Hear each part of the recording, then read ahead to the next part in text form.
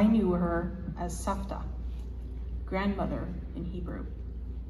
Before she was Savta, she was Paula, or Paula Enger to her friends and family in Oświęcim, the town in Poland where she was born and raised. I am standing here today because one day in 1943, my grandmother, Savta, Paula, Pepka, had decided she'd had enough. She jumped off the open cattle car that Nazis had stuffed full of Jewish prisoners, forcing them to God knows where.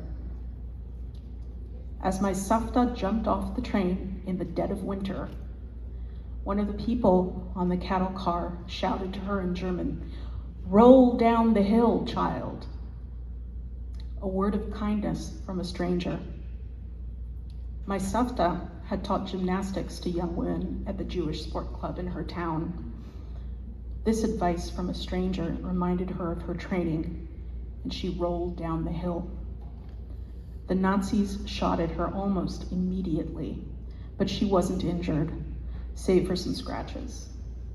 Savta knew the dogs would be set upon her, so she set to work scrubbing her body with snow to remove her scent. Savta walked a long time through the freezing countryside where they spoke Czech. On her way, she encountered a woman selling bagels on the side of the road. While they exchanged greetings, Savta briefly considered asking the woman for a bagel. She thought better of it and continued on her way. Soon, she met a kind farmer who invited her to stay with his family for a night or two. It was there that she'd had the first good meal she'd had in a long time. Savta ate slowly and carefully and in small amounts. Savta decided to stay one more night before continuing her journey. But that night, there came a knock at the door. The local constabulary had heard there was an escaped Jew in the village. The bagel seller had turned her in. They were there to deliver her to the Nazis. "Do with me what you will," she said. "Shoot me if you want, but don't lay a finger on this family." They had no idea who I was when they took me in. The cops turned her into the Nazis, who rather than shoot her for her daring escape, chose instead to send her to Thereisenstadt. At Thereisenstadt, my Savta was placed in solitary confinement for a month as punishment for her escape. It was there that Savta had a dream one night. Savta's father, my great-grandfather, a kindly, pious man with a long white beard, came to her in the dream. "My dear child, meine teure Tochter," he said, "of all the people in our family, your mother, brothers, sisters, and me, you alone are the one who will survive.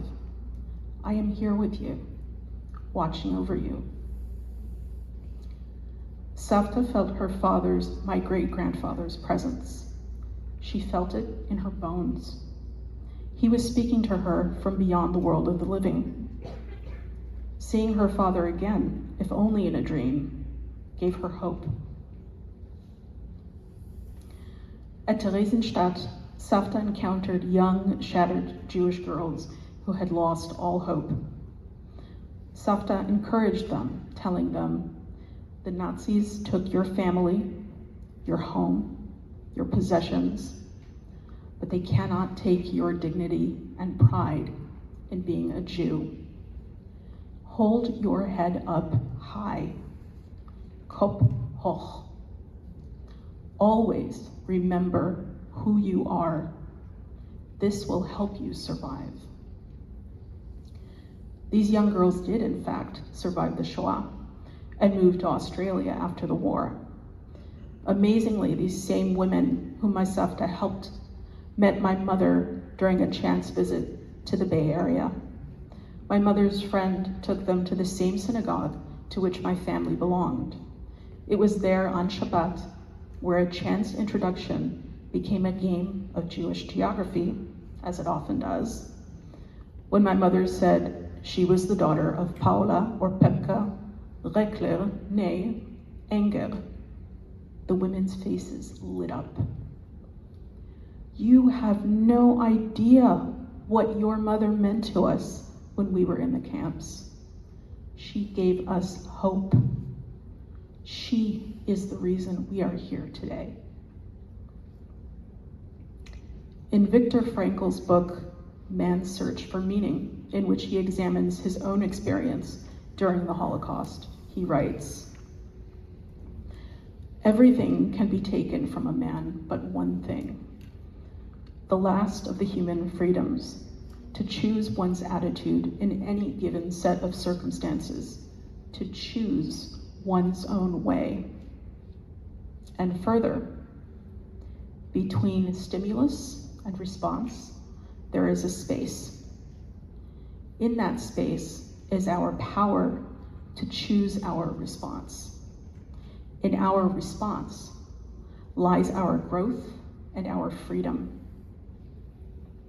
My Savta was powerful because she made a choice, and she shared the freedom of that choice with others.